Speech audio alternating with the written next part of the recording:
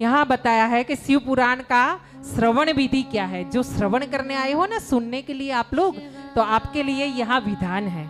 ऐसे हमारे लिए भी है और आपके लिए भी है। तो उसमें विधान क्या कहा गया है कि कोई मुहूर्त देखे बढ़िया सा, हाँ, कोई बढ़िया सा मुहूर्त देखे, वो मुहूर्त निकालिए कि इस दिन इस मुहूर्त में हम ये कथा का, शिव कथा का आयोजन कर रहे हैं। उसके बाद अपने सगे संबंधियों को, पड़ोसियों को, सोसाइटी में, अपने जो समाज है उसमें सबको बिठा करके उनको बात कीजिए कि हम ये कथा करवाना चाहते हैं और ये आयोजन हो रहा है। तो आपके जो रिश्तेदार दूर है ना, उनको भी निमंत्रण भेजिए। निमंत्रण भेज के उनको या तो कथा की पत्रिका भेजिए या फिर फोन करके किसी भी हालत में उनको एक बार ऐसा मन्नत करिए।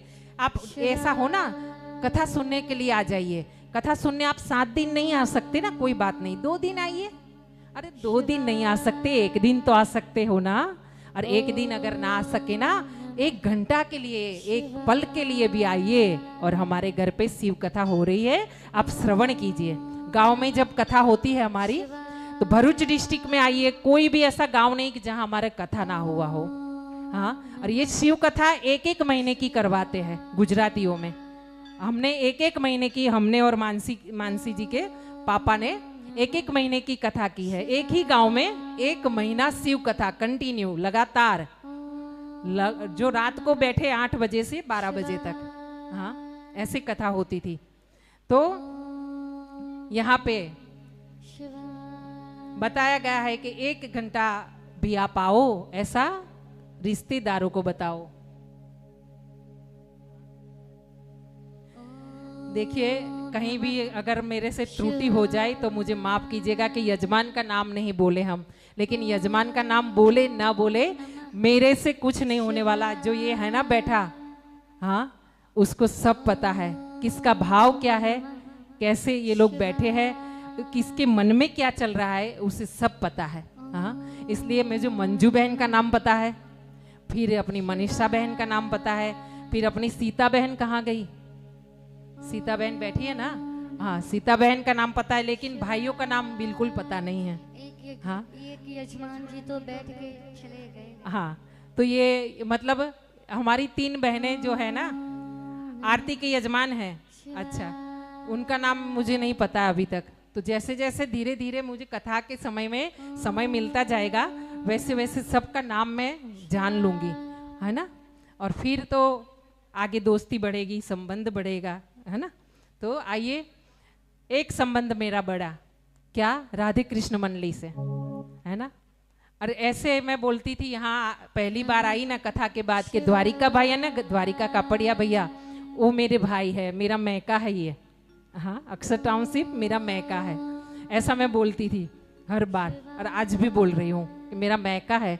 तभी तो आपने मुझे प्यार से ऐसे 3री बार बुला लिया, हाँ, नहीं तो ऐसे देखिए, किसी के घर एक दिन भजन करना हो ना, 3 घंटा 1 घंटा, तो उसके लिए व्यवस्था नहीं हो पाती, सोचते जाने दो अगले साल करवा लेंगे। हाँ, सत्यनारायण की कथा करवानी हो ना, व्यवस्था नहीं होती साल भर में, सोचते हैं अगले साल करवा लेंगे, उसमें क्या है, बेटी की शादी होगी तब करवा लेंगे। हाँ, तो ये कथा करवाना 7 दिन की, ये छोटी मोटी बात नहीं है। राधे कृष्ण मंडली के लिए एक बार जयकार हो जाए, बोले सर्वेश्वर धाम की जय हो, बोले राधे कृष्ण मंडल की जय हो, अपने अपने माता पिता की। कहते हैं लोग कि औरत की बुद्धि घुटने में होती है। अब देखिए, अब अपने ही समझ लेना है कि औरतों की बुद्धि कहाँ है, कि जो 3 कथा करवाती है, हाँ, अपनी समिति के साथ मिलकर के चल रही है बहन सब। जय हो, जय हो। देखिए कहाँ कहाँ भगत छुपे हैं।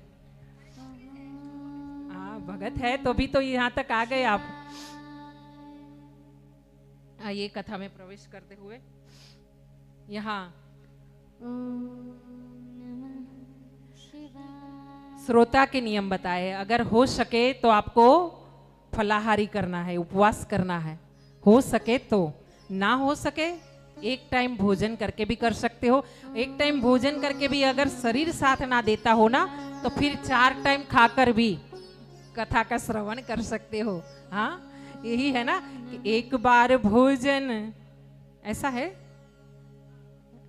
हाँ, 3 बार भोजन भजन एक बार, उसमें भी आते हैं झंझट हजार। हाँ, मन मेरा कहता है मैं गंगा जी नहाऊं, गंगा जी नहाऊं, मैं यमुना भी नहाऊं, पर जाते जाते चढ़ गया है मुझे बुखार, उसमें भी आते हैं झंझट हजार। बोलिए, सोचने वाला सोचे ना, उसके बाद करने वाला भगवान है। हम अगर अर्जी रखेंगे ना तो पास ना पास करने की उसके पास है हक। हाँ, वो चाहेगा तो यहाँ तक ले आएगा, नहीं चाहेगा ना तो यहाँ तक आने नहीं देगा किसी को। हाँ, खींच के ले आएगा, कोई नहीं चाहेगा तो, चाहेगा तो यहाँ आने भी नहीं देगा। हाँ, तो आइए, यहाँ श्रोता के नियम बताए गए हैं, और श्रोता के नियम ये है कि पवित्र स्थल में कोई मंदिर हो, कोई आश्रम हो, कोई नदी का किनारा हो, वहाँ पे कथा का आयोजन कीजिए। कहीं ना मिले तो अपने घर के आंगन में भी कथा का आयोजन होना चाहिए। यहाँ बताया गया है कि जो आयोजक है ना, उसे श्रोताओं को और वक्ता को बैठने के लिए सुखासन देना चाहिए, जिसमें आराम से पंखा ये सब लगा होना चाहिए। गर्मी लगे और उठकर चले जाए श्रोता, वो काम नहीं होना चाहिए। हाँ, आगे चलकर बताया गया है वक्ता का नियम। वक्ता के नियम में बताया गया है कि वक्ता जो बोलने वाले हैं ना, कथा करने वाले मेरे जैसे पंडित जी, उनको चतुर होना जरूरी है, शांत होना जरूरी है। अब चतुर भी हो शांत भी हो, कैसे मेल हो? लेकिन होता है। क्यों? चतुराई अपनी कहीं बतानी है, कहाँ दिखानी है, वो अपने को समझ होना चाहिए। जहाँ नहीं दिखानी है वहां अपनी चतुराई दिखाने चले गए ना, वहां से 2 गाली खा सकते हैं। हाँ, इसलिए यहाँ बताया गया है चतुर, शांत, जितेंद्रिय, दयालु। दयालु भी होने चाहिए।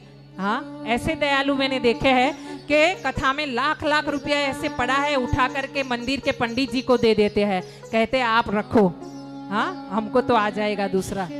ऐसे ऐसे दयालु देखे हैं। और देख बोला है दृष्टांत कुशल, जो छोटी छोटी बातें बना करके आपको शिवजी का गूढ़ रहस्य, क्यों शिवजी का रहस्य इतना गूढ़ है ना कि उनकी जटा है ना, उसका भी एक अर्थ है। वो जो भस्म लगाते हैं ना शरीर पर, उसका भी एक अर्थ है। वो गूढ़ रहस्य को आपको छोटी छोटी आपकी बातों में, आपकी भाषा में समझाए।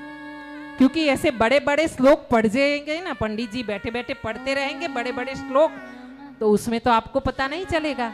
हाँ, लोक भोग्य वाणी में आपको समझाना पड़ेगा ये बातों को, शिव पुराण की गूढ़ बातों को। हाँ, यहाँ बताया गया है कि हमेशा जो पुराणी है, पुराणी यानी जो कथा वक्ता है, वो वंदनीय है, उसे प्रणाम करो। और एक बात और गूढ़ रहस्य बताती हूँ, आपकी मनोकामना जो हो ना, आकर के भोले बाबा को वहां बताओ, और यहाँ आकर के ग्रंथ महाराज को बताओ।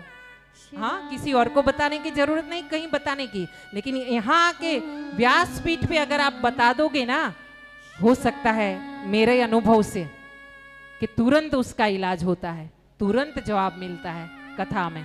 हाँ,